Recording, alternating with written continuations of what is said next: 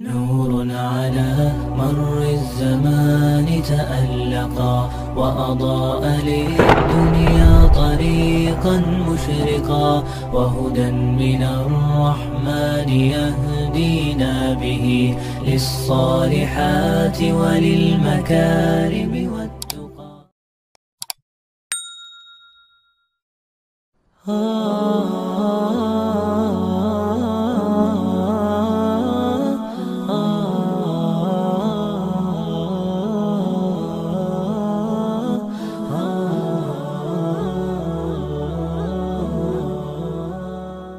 Pasar tradisional. Pasar tradisional adalah tempat berbelanja untuk mendapatkan kebutuhan rumah tangga, terutama jenis makanan. Jenis-jenis pasar. Di negeri kita ada dua jenis pasar. Pasar tradisional di mana dagangan bisa diperjualbelikan di tempat terbuka, di tepi jalan, atau pada jalan-jalan yang tidak sering digunakan orang. Ada juga pasar tradisional yang berada di dalam gedung. Di pasar tradisional tersebut terdapat berbagai macam jenis dagangan, dari sayur mayur hingga peralatan rumah tangga. Sayangnya pasar-pasar tradisional tersebut biasanya terkesan kumuh. Kalau hujan becek, saluran listriknya semrawut sehingga rentan terjadi kebakaran. Akan tetapi di pasar tradisional tersebut dagangannya bisa dipilih dan ditawar sesuai dengan selera dan kantong pembeli. Yang kedua adalah pasar swalayan, di mana pemiliknya adalah sebuah perusahaan dengan harga dagangannya yang sudah baku ditetapkan oleh perusahaan dan terpampang jelas di depan setiap dagangan. Tidak ada tawar-menawar di pasar tersebut. Di pasar jenis ini terkesan bersih, rapi, terang, ber-AC.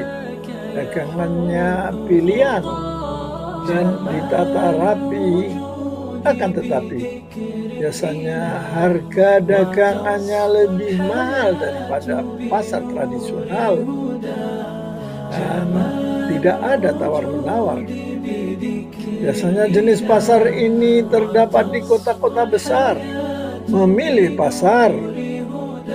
Setiap kali seseorang ingin berbelanja, ia harus memilih pasar mana yang akan ia kunjungi sesuai dengan barang yang ingin dibeli, keadaan pasarnya, kondisi dagangannya, harga dan jenis barangnya. Memilih dagangan atau yang lainnya adalah fitrah manusia. Segala sesuatunya harus ditentukan dengan pilihan, kecuali yang ditakdirkan Allah. Akan tetapi kewajiban memilih yang utama adalah dalam urusan agama, dikarenakan ia akan menentukan masa depan kita, yakni setelah kematian. Memilih agama Islam adalah pilihan yang benar dan menyelamatkan masa depan kita. Paling benar dikarenakan Islam adalah satu-satunya agama yang memiliki bukti kebenarannya. Dan Allah Subhanahu wa Ta'ala telah menentukan Islam sebagai agama yang diridhoinya, sebagaimana yang tercantum dalam Al-Quran surat ketiga ayat ke-19. Inna ad-dina 'indallahil Islam. Sesungguhnya agama yang diridhoi di sisi Allah hanyalah Islam. Rasulullah Shallallahu Alaihi Wasallam juga pernah bersabda, demi Allah yang jiwa Muhammad di tangannya, tidak seorang pun di kalangan umat ini baik Yahudi atau Nasrani, mendengar tentang aku, kemudian dia mati dan tidak beriman kepada apa yang aku diutus dengannya, kecuali dia akan termasuk penghuni neraka. Hadis riwayat Muslim. Semoga Allah melindungi kita dari api nerakanya. Amin.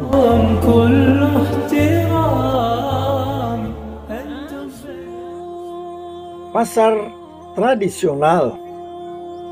Biasanya masyarakat memilih pasar tradisional untuk membeli kebutuhan mereka sehari-hari. Alhamdulillah, di pasar tradisional bisa didapatkan berbagai macam kebutuhan rumah tangga.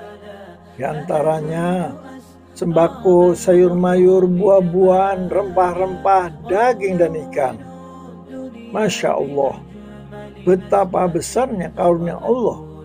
Kebutuhan makanan kita telah disediakan Allah di pasar, sebagaimana firman-Nya dalam Al-Quran surat yang kedua ayat ke-29.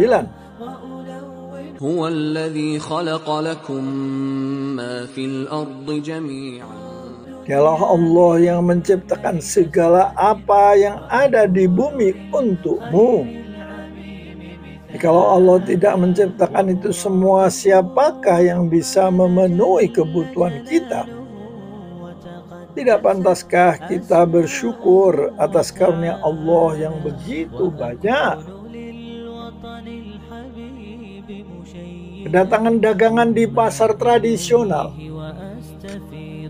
Di pasar tradisional biasanya dagangan datang di malam hari, diangkut dengan mobil atau truk, kemudian dibeli oleh para pedagang secara grosir, dan selanjutnya dijual pada masyarakat secara eceran.